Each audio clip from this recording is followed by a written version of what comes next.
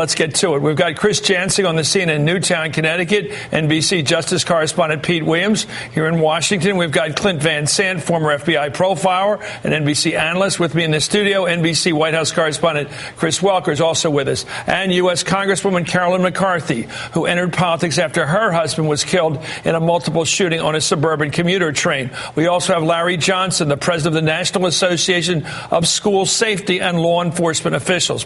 First, we go for an immediate update to my MSNBC colleague, Chris Jansing. Chris, I know you've arrived on the site in Newtown, Connecticut.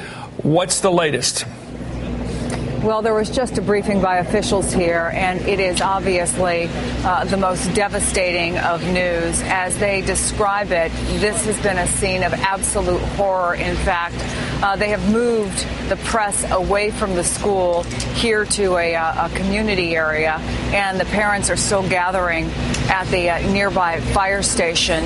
The problem is the scene itself, which will be an active crime scene, Chris, for at least until Sunday, because the scene is described as so horrific that the identification process is very difficult. What we do know, of course, is what we've been reporting for most of the last couple of hours, which is that 26 people were shot inside that elementary school, with students aged 5 to 10, 20 of the victims being children. The shooter, 20-year-old Adam Lanza, his mother, a kindergarten teacher at that school.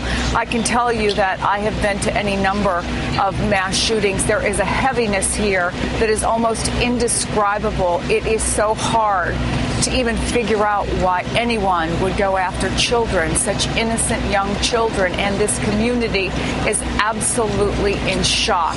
I was driving in and I saw beautiful houses in this normally bucolic Connecticut town decorated with Christmas lights, and at one point I glanced over at a car next to me.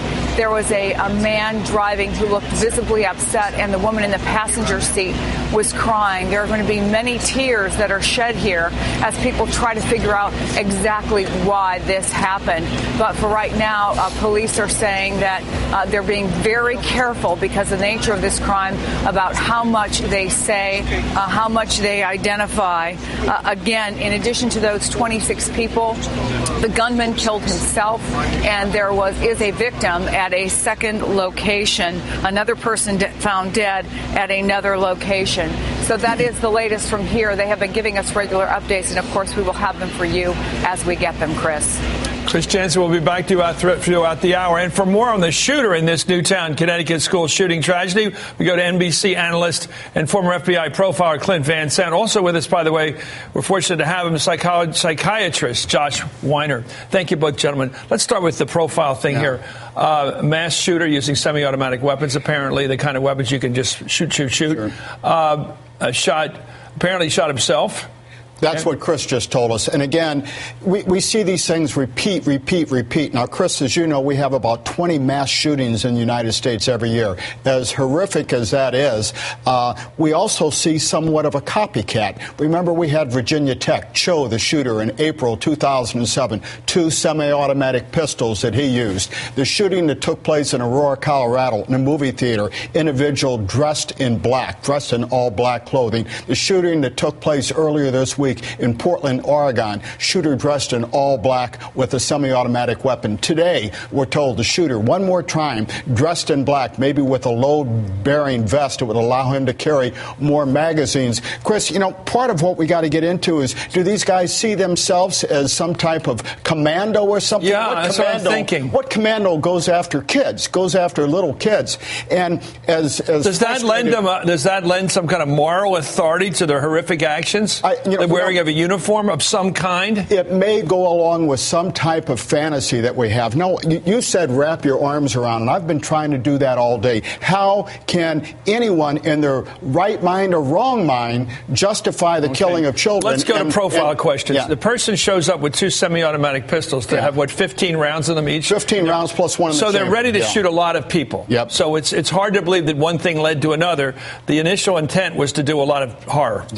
And when we're told told over 100 rounds have been fired. Do the math. That means about 4 or 5 magazines per weapon that he had to carry. So he'd just dump one, reload, and keep on Is firing. that hard to do? Does the weapon get hot, or make it harder to reload? Or not? A Glock can be reloaded. If you're practicing, you put 15, 16 rounds, you dump the magazine, you put a new one up, and you go again. It can take 2 seconds, and you're ready to go again. To add to the horror of this discussion, it's always going to be there in our minds, but these kids were watching this guy do it to them. They watched him, and then the question comes, why did he shoot the children? Well, realize this guy committed an act of matricide. He killed his own mother. I've been involved in situations as an FBI agent where that has happened. If you do that, you're capable of doing anything. There's no God in your life after that. There's no limit to what you'll do that's evil at that point. What did his mother do, though, Chris? She was a kindergarten teacher. She had children that loved her, and she loved them. When this guy came in, and I don't want to go Freudian on us, but when this guy came in, when he shot his mother and turned on those children were part of his mother, and she was part of them. He killed what his mother loved. He killed what that school appreciated, and he killed that. And what his mother was paying attention to, the people in those rooms were her mother's trusts, and she obviously cared for those kids. I don't know. I'm not a psychiatrist. You're a psychiatrist. Right. And even as a psychiatrist, it's so hard to know why people do some of these horrific things. But I do think that what Clint said at the end there is what I agree with, which is that perhaps this guy was going after his mom and he wanted to wipe out everything that she cared about. So he may have known over the years just how much she loved these kids. So as an extension of her, he could kill these kids, and that would really be a way to get back at his mother. I also think that some people, they want to do these things because they want to be recognized on a grand stage.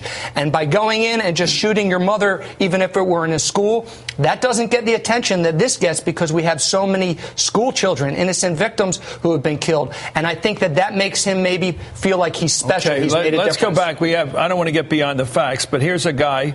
We've got 28 people dead right now. Another scene, we don't know what that's about. His father's still alive. It's about his mother. Mm-hmm. She's teaching kids 4 to kindergarten, K to 4, as we say. Yeah. He goes in during the class. He goes in while he apparently shoots a bunch of the administrators of the school on his way in. Mm-hmm. So it was during school time. He obviously thought about it last night. He went to work this morning. He went to this horrible situation. My question about this whole thing is suicide part of this pact this person makes with himself? It seemed like no other reason except that he planned to do it. We see suicide from the profiling standpoint. I see suicide so much because it's my belief the individual just doesn't want to be held responsible. There may be part of him that realizes I've done this horrific act. I deserve to die. But when I see people kill themselves in a situation like that, I believe they're trying to remove themselves and the scrutiny of themselves and their actions from the public. They've taken that away from us. They don't allow us to look at that. They take that secret to the grave. And they don't want to be captive to us afterwards. Anyway, we'll be right back. Thank you, Josh. We'll be right. Josh Weiner will be back with Cliff Van Sant as well. They're both going to be staying with us throughout the hour as we check back and forth from what we're trying to figure out in terms of profile and also gathering every minute of the next hour all the news coverage about this horrific shooting at Sandy Hook Elementary School.